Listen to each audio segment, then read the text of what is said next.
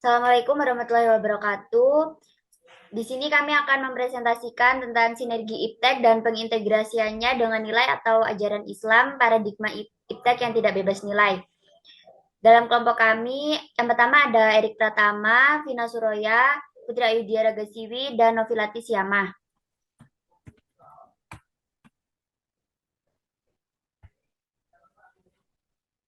Subtopik yang akan kami presentasikan yang pertama yaitu adalah sinergi IPTEK, yang kedua integrasi IPTEK dengan ajaran Islam, yang ketiga paradigma IPTEK, dan yang terakhir paradigma IPTEK yang tidak bebas nilai. Baik, langsung saja. Yang pertama, sinergi IPTEK akan dijelaskan oleh Erik Pratama. Ya, sinergi ITEK itu antara ajaran Islam dan ilmu pengetahuan secara konsisten akan menghasilkan sumber daya yang handal dalam mengaplikasikan ilmu yang dimiliki dengan diperkuat oleh spiritualitas yang kokoh dalam menghadapi kehidupan. Islam tidak lagi dianggap sebagai agama yang kolot, melainkan sebuah kebutuhan untuk mengaktualisasikan diri di berbagai kebutuhan untuk berbagai bidang kehidupan dan sebagai fasilitas untuk perkembangan ilmu dan teknologi.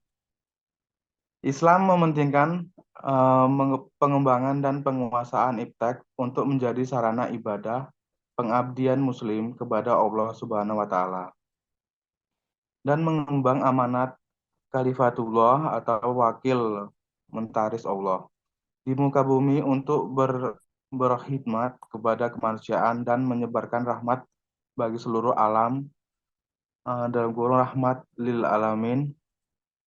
Ada lebih dari 800 ayat dalam Al-Quran yang mementingkan proses perenungan, pemikiran, dan pengamatan terhadap berbagai gejala alam untuk ditafakuri dan jadi bahan zikir kepada Allah Subhanahu wa Ta'ala.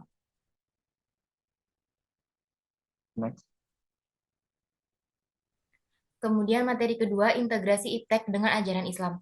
Gaya hidup manusia sangat dipengaruhi oleh perkembangan zaman, termasuk perkembangan ilmu pengetahuan dan teknologi. Dalam Islam, Al-Quran tidak pernah mengekang umatnya untuk maju dan modern. Islam sangat mendukung kemajuan umatnya untuk bereksperimen dalam bidang apapun, termasuk bidang teknologi sebagai ragam model perkembangannya. Al-Quran juga dapat dijadikan sebagai inspirasi ilmu dalam pengembangan wawasan berpikir sehingga mampu menciptakan sesuatu yang baru dalam kehidupan. Hanya saja untuk menemukan hal tersebut dibutuhkan kemampuan untuk menggalinya secara lebih mendalam agar potensi alamiah yang diberikan Tuhan dapat memberikan kemaslahatan sepenuhnya bagi keselarasan alam dan manusia. Pandangan Islam terhadap teknologi saat ini merupakan sebuah hal yang lumrah yang sudah ada pada masa-masa dahulu. Dan memang Islam mengajarkan kita sebagai umatnya untuk selalu mencari tahu semua kebenaran yang ada di dunia ini sesuai dengan syariat Islam yang berlaku. Dan Islam tidak pernah menutup diri untuk menerima modernisasi dari sebuah perkembangan zaman. Sehingga dengan adanya perkembangan teknologi yang sangat pesat saat ini merupakan hal yang wajar yang dapat kita terima sebagai umat Islam. Selama masih sesuai dengan ajaran-ajaran Islam yang berlaku, peran IPTEK diharapkan mampu memberikan penjelasan secara menyeluruh sehingga antara pendidikan agama Islam dan IPTEK dapat saling mendukung dalam memberikan pemahaman yang utuh. Next.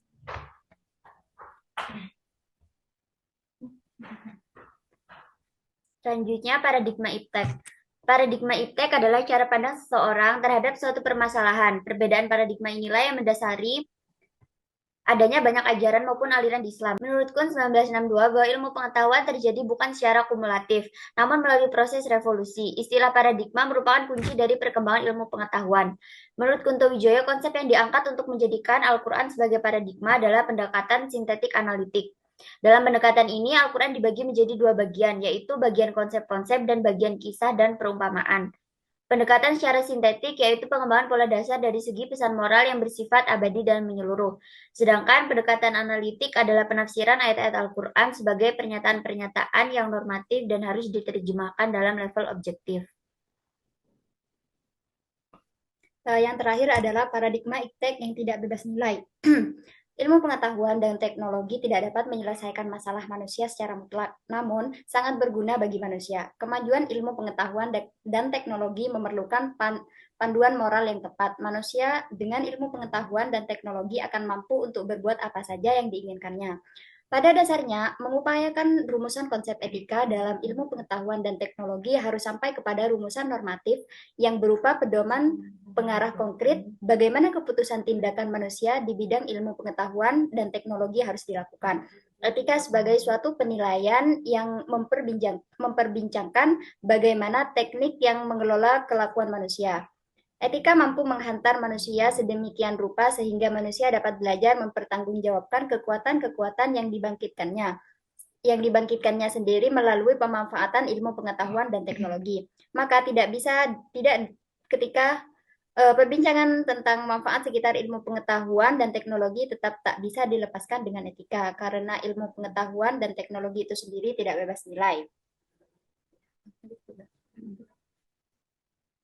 Mungkin hanya ini presentasi dari kelompok kami.